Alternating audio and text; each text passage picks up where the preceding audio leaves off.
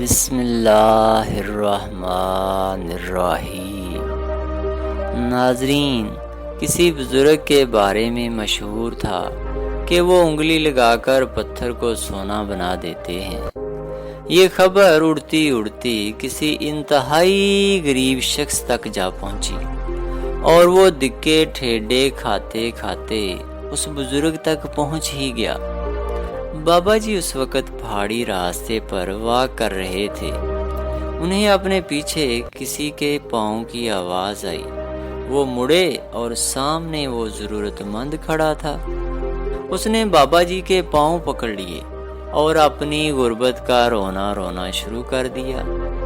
بابا جی نے ہنس کر پوچھا، میں تمہاری کیا مدد کر سکتا ہوں؟ ضرورت مند نے ایک پتھر اٹھایا اور بابا جی کو پکڑا کر بولا، آپ اسے سونے کا بنا دیں، یہ میرے لیے کافی ہوگا۔ بابا جی نے پتھر کو اپنی شہادت کی انگلی سے چھوا اور وہ آنن فانن سونے میں تبدیل ہو گیا۔ ضرورت مند نے بابا جی کا شکریہ ادا کیا اور واپس چل پڑا۔ بابا جی نے دوبارہ واک شروع کر دی۔ تھوڑی دیر بعد انہیں محسوس ہوا کہ ان کے پیچھے اب بھی کوئی شخص چل رہا ہے۔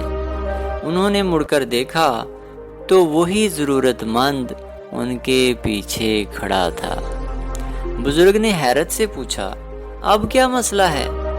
وہ بولا، حضور، سونے کا یہ پتھر میرے لیے کافی ہے، لیکن میرے بعد میرے بچوں کا کیا بنے گا؟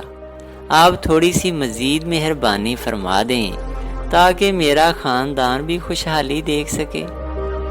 بزرگ نے راستے کے ساتھ موجود چٹان کو چھوا اور وہ بھی چند سیکنڈ میں سونے میں تبدیل ہو گئی۔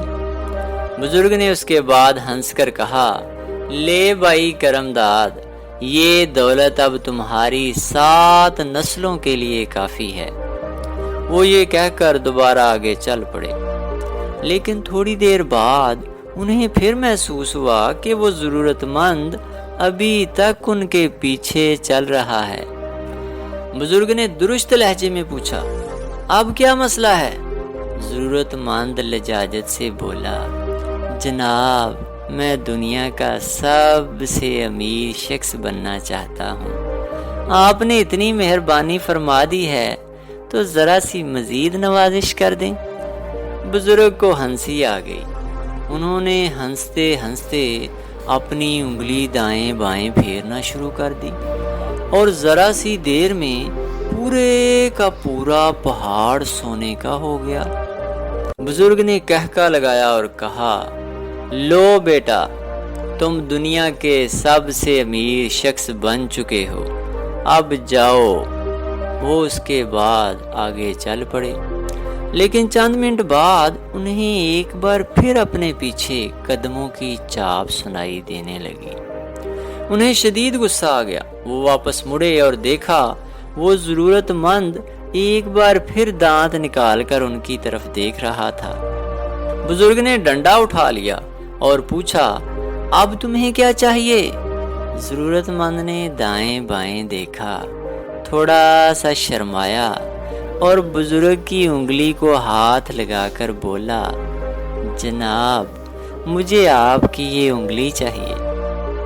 ناظرین، یہ کسی اور کی نہیں، یہ ہم سب کی کہانی ہے۔ ہم انسانوں کو آخر کتنی دولت چاہیے ہوتی ہے، ہم آج تک یہ فیصلہ نہیں کر سکے۔ کیونکہ ضرورت کی ایک حد ہوتی ہے، جبکہ خواہش اور ہوس کا کوئی انت نہیں ہوتا۔ یہ وقت کے ساتھ ساتھ بڑھتی چلی جاتی ہے، یہاں تک کہ انسان وہ انگلی بھی مانگ لیتا ہے جس سے دولت پھوٹ سکتی ہے۔ لیکن سوال یہ ہے، کیا انگلی کے حصول کے بعد خواہش رک جاتی ہے؟